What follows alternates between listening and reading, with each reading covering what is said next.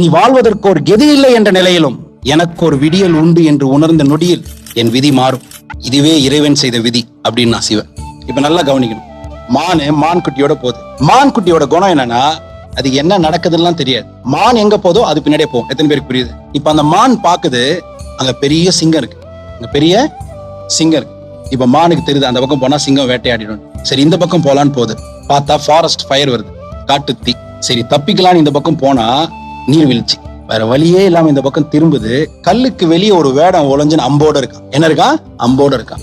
4 பக்கமும் கெதி இல்லாத நிலைன்றது யாருக்கு தெரியும்? மானுக்கு தான் தெரியும். இன்னும் மான் குட்டிக்கு தெரியாது. இப்ப மானு பதட்டப்பட்டு ஓடனா மான் குட்டி என்ன பண்ணும்? will lose his temper. இததான் நீ உன் குழந்தைக்கு பண்ற. நீ டென்ஷன் ஆனா உன் குழந்தை என்ன ஆகும்? டென்ஷன் ஆயிடும். நீ டென்ஷன் ஆனா திரும்பி நார்மல் ஆயிடுவேன். ஆனா உன் குழந்தை டென்ஷன் ஆனா திரும்பி நார்மலா ஆகாது, கொலாப்ஸ் ஆயிடும். நல்லா புரிஞ்சுக்கோங்க.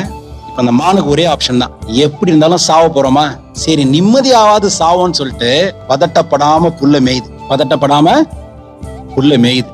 இப்ப அந்த மான் குட்டி தான் சாவ போறோன்ற பயம் வரலையா? பயப்பில்லை. இப்ப நிம்மதியா புல்ல சாப்பிடுது.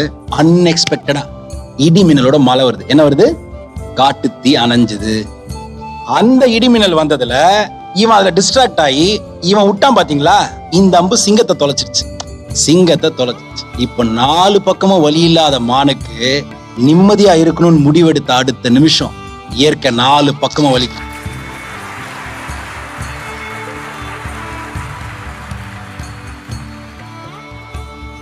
உனக்கு எல்லாமே ப்ராப்ளமா இருக்கலாம், பாத்துக்கலாம். நீ வாழ்வதற்கு ஒரு கெதி இல்லை என்ற நிலையில் எனக்கு ஒரு விடியல் உண்டு என்று உணர்ந்த நொடியில் உன் விதி மாறும். இதுவே இறைவன் செய்த விதி.